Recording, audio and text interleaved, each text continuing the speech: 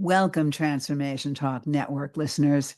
My name is Ellen Stewart, and I am the Pushy Broad from the Bronx. Welcome to my show, Recovery Recharged, where we share advice and support from experts in addiction and recovery. Today's show is Straight Talk with the Pushy Broad.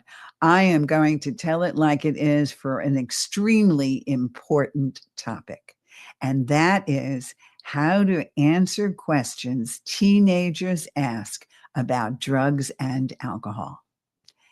Anybody with a teenager out there, any teenager that's listening on the way to school, any parent, grandparent, aunt, uncle that is faced with the question, what do you know about alcohol and drugs? Here are the answers today in a very age appropriate way, backed by science and the kinds of things that people answer in treatment recovery. I have talked to therapists, I have talked to doctors, I have talked to recovery coaches like myself.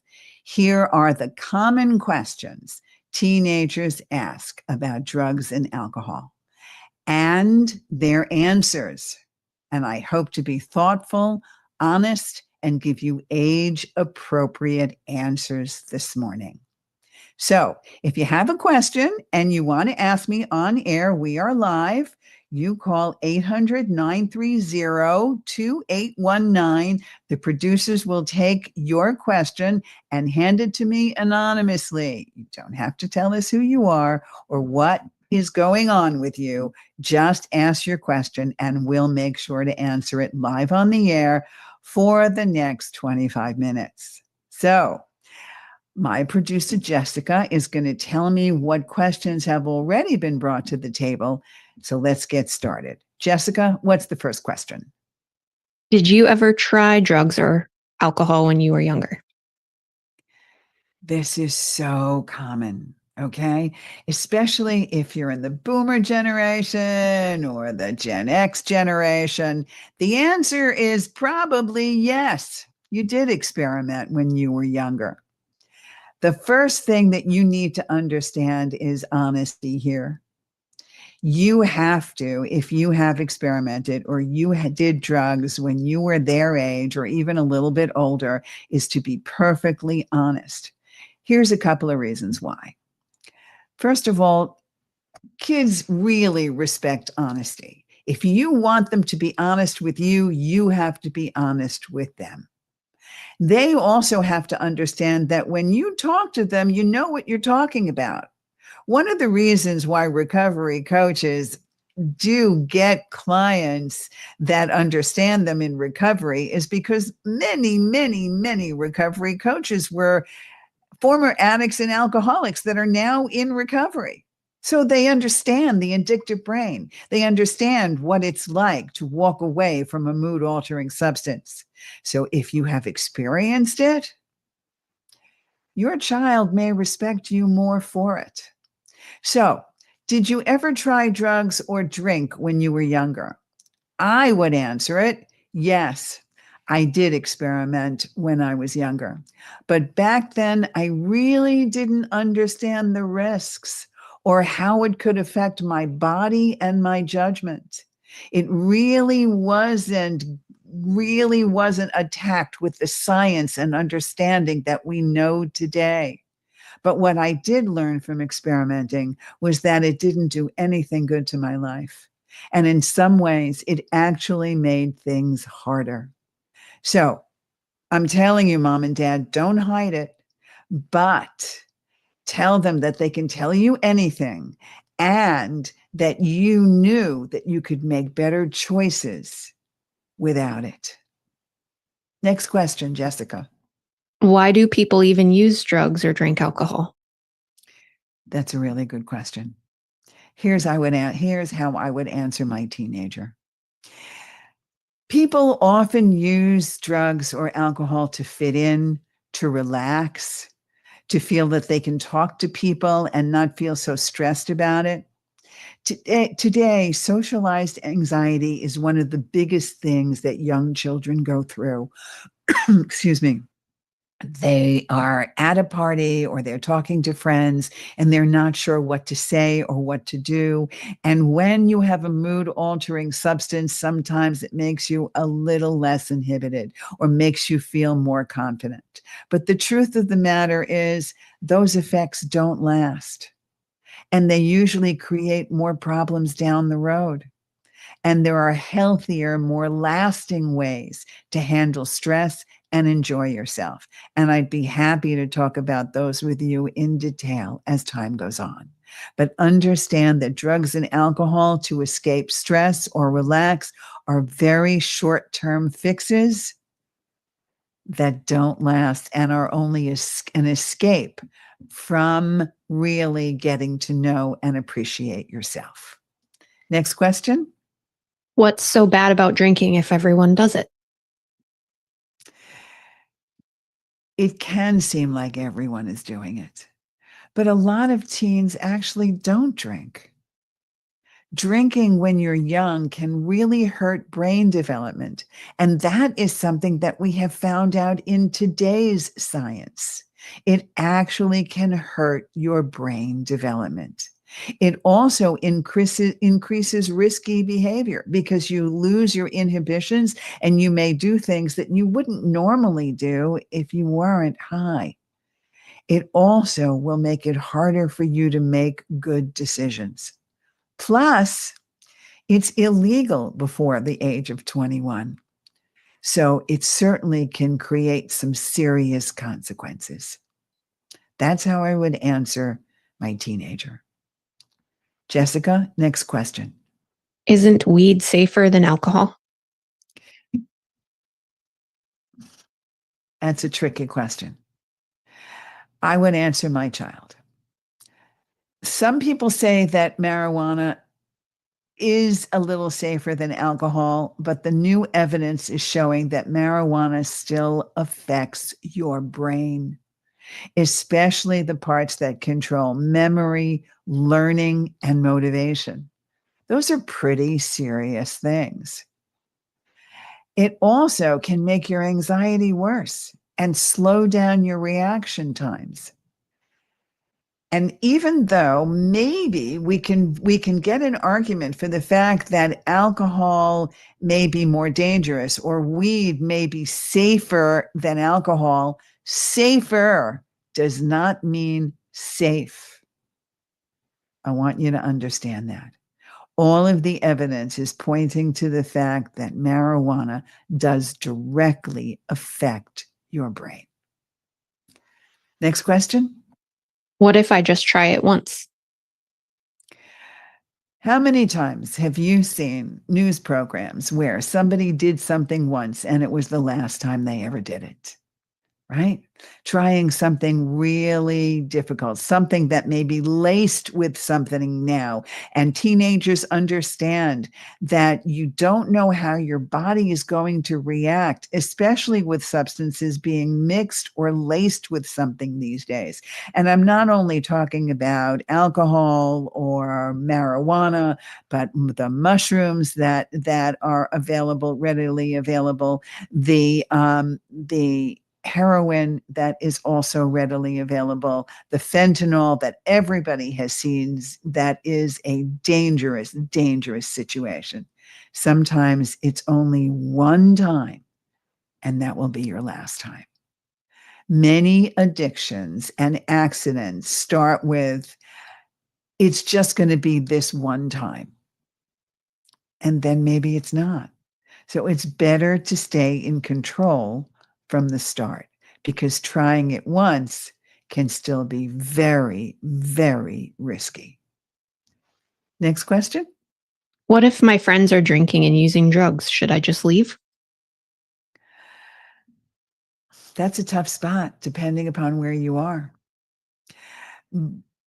But if I have a choice and you have a choice, yes, it's best to leave if you can. It's always, always available for you to call me or text me. No judgment, no punishment. I'll come and get you. right? No judgment, no punishment. You can always pick up the phone, no matter how late it is, and say, come get me.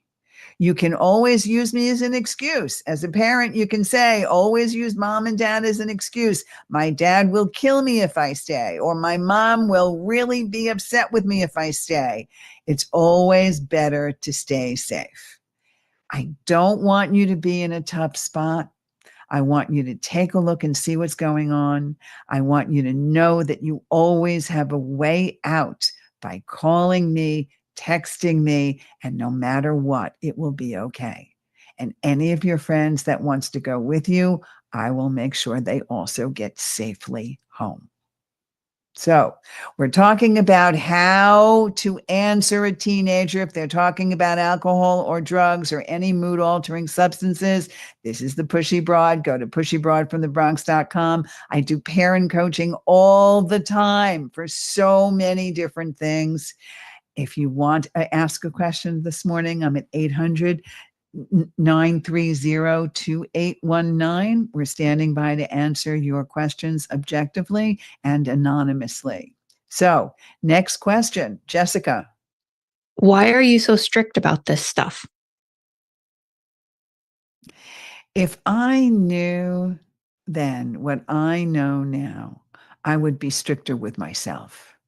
The fact that I started using at a very young age, the fact that the Pushy Broad has 40 years clean and sober this past September, knowing that if I knew then what I know now, I would always try to keep everyone around me safe.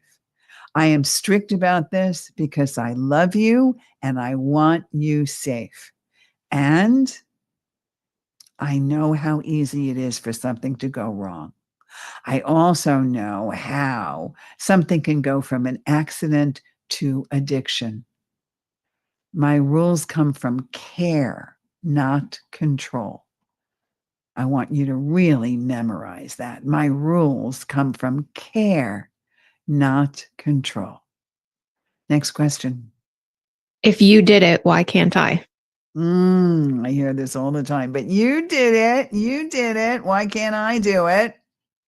I would start off by saying, you know what? That's a fair question. When I was your age, we didn't know how much drugs and alcohol could affect developing brains. It was only over time and through science and through the results of seeing people get really hurt and understanding what an addictive brain is all about. And sometimes we feel that in other ways. Sometimes children can't relate to the fact that it's drugs or alcohol, but maybe they're obsessed with something else. Maybe you have a child that wants to eat cake, candy, and ice cream all the time and wants to have more and more and more. Or maybe you have a child that, is allergic to something, like has a peanut allergy or a bee allergy. You can turn around and talk to them about that. You know how it is because you can't do this because you feel bad around it. That's exactly what happens with drugs and alcohol. This is exactly what happens when you want something and it's still not good for you. I also learned from my mistakes. I want you to have a better start than I did. I have even gone so far as to tell parents, you can talk to them about their friends as well. You can have them sit in a room. You can really do a group with quite a few different teenagers and have them talk openly and honestly about their experiences. Kids really do look at other kids to decide whether or not they want to do something. So it's your job to strengthen your child and have them be a leader and not a follower. And one of those ways is to actually go to the American Society of Addiction Medicine website and take a look at some of the science behind it. Go to some of the major hospital websites like Harvard or Johns Hopkins or the Mayo Clinic or all of these other places that talk about it, addiction as a disease and talk to your child about the science behind what's here and explain to them that you never had this kind of research before. And if you did, you would not have done what you did. Next question. What's the big deal about vaping? It's not even smoking. I see so many people, so many young kids, and even older kids with cartridges, right? Carts. Vaping still puts addictive nicotine or harmful chemicals into your body. On top of that, the vape itself contains toxic substances and drugs that people don't even realize they're inhaling. It's not harmless, and it is designed to get you hooked. There are so many new things, so much research about the vape cartridge itself and about vaping in general that makes it really dangerous. I cannot tell you how many parents have come to me with young boys who have said, my child was vaping and they suffered lung disease and lung damage because of the cartridge itself. There have been documented cases. Also, vaping is very new on the scene in comparison. All of the studies, all of the clinical studies about the harms of vaping haven't even begun to be discovered yet. There's still years and years and years of research away from discovering how bad this is, how many carcinogens are available in the vape cartridge itself, and how many cancerous substances may be lurking around the corner when it comes to vape. Read more about it. Share it with your teenagers. Have them understand that the cartridge itself, the apparatus, is dangerous. If you have questions, please call me this morning, 800-930-2819. We're talking about how to talk to your kids about drugs and alcohol. Jessica, next question. What if I already tried something? Thank you for telling me. And I'm glad you can talk to me about it. I'm not angry. I just want to understand what happened and how you felt. Tell me what you did and what you may do differently next time. And you'll never be in trouble for being honest. Never. I want you to feel that you can tell me anything.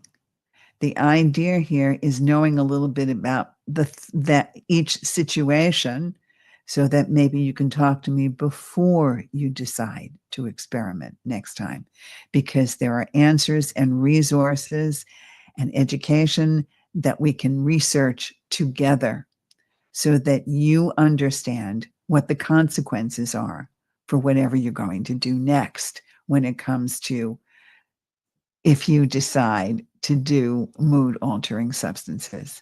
So let's find out the facts first so you can make informed decisions. Next question. How do I say no without looking lame? I know. I hear you. As much as there is peer pressure, many times there is, I want you to understand a couple of things. The person that is forcing you, or the person that is saying, oh, come on, man, what's the big deal? And it's really cool. And, why aren't you doing this? And you're so lame. That person probably has a problem with mood altering substances. I need you to understand, because most teenagers that maybe don't have a problem and want to do something socially or whatever, or won't pressure you into something. The person that's pressuring you, that's the person that has a problem. Or maybe that's the person who's dealing and they're doing it for money. I don't know, but I'm telling you, wherever you're getting your pressure from, those are the people that have the problem. So I need you to look at them a little bit more critically and say, not my problem, it's yours. Or you can turn around and say something like, nah, I'm good. Or it's just not my thing. Or you can move away from it. Or you can turn around and change the subject. Walk away, talk about something else. You would be surprised how many people will respect you for standing your ground? And you may be setting an example for someone else. Maybe your friend next to you really wants to say it, but they don't want to be the only one. And when you stand up for who you are and what you want, then you give others the courage to do the same. So say something simple like, nah, I'm good. It's just not my thing. And then change the subject. All right. Make that a regular part of your conversation. Jessica, next question. Why do some people get addicted and others don't? It's a lot of different reasons. And this is also science, right? Partly it's genetic. Partly, which means if you have a family history of people drinking in your family or doing lots of mood altering substances, then the addictive brain, the genetics kicks in, and you are partially prone to something like that. And that's something that kids really need to know. You have to be honest. There is a family history of alcoholism, or there is something that I want you to look at because I want you to understand that we want to be able to put that part of you into remission. The other part of it is it's environment. Who are you hanging out with? Who are your friends? That's why it's extremely important to know who your kids are hanging out with, what they're doing, where they're going. And I want you to understand that it really transcends all environments. I have clients that come from the wealthiest homes, and I have clients that come from the poorest homes. It doesn't matter. It matters who your children are choosing as friends. So I need you to explain to them that their choice in friendships is really significant and what it's like to be a leader as opposed to a follower. The other thing is brain development. Even teenagers understand that brains do develop in ways that are now beginning to be learned and read about in science books. They can take a look and see that the brain does go through development. You can tell them that some brains are more sensitive to addiction than others, and that is the truth. The problem is no one knows how it'll affect them until it's too late. So avoiding it or being abstinent is always the safest choice. Jessica, next question. What should I do if someone passes out or overdoses? Very good question. Here we are. This Halloween is coming up. The holidays are coming up. Kids are going out there. They're partying. They're doing all kinds of things. The answer is 911 right away. If you're in another country, whatever 911 is or whatever the emergency ambulance number is, you be the one to call. Don't worry about getting into trouble. There are laws to protect people who help in emergencies. Stay with that person, put them on their side. Don't make them throw up or walk it off. Just turn them over on their side. Call 911. Stay with that person. Then call your folks and make sure that person is doing the best they can. Okay. You're not responsible for them, but you are responsible for walking away from a potentially dangerous situation if somebody needs help. So explain that to your kids, show them. There are a couple of YouTube videos about that so they know exactly what to do, just like you would tell them exactly what to do if, God forbid, there was a fire in the house. Same kind of drill is a good thing to do. All right. One more question, Jessica. Can't I just drink at home so it's safer? I get what you think. And over the course of COVID, a lot of people were drinking at home, which is why alcohol sales went up 500%. It's not okay. And it's still illegal. Even at home, alcohol affects your judgment. It sets up habits that follow you into adulthood. I'd rather we talk about what's making you drink instead. Teenagers have to understand that mood-altering substances keep them away from real life. It is your job as parents to show them that real life has a joy attached to it that is unmatched. This is Ellen Stewart, the Pushy Broad from the Bronx, saying thank you for listening, and we'll see you next time. Saying thanks for listening, and remember, everybody needs a little push. From the Pushy Broad, from the Bronx, New York.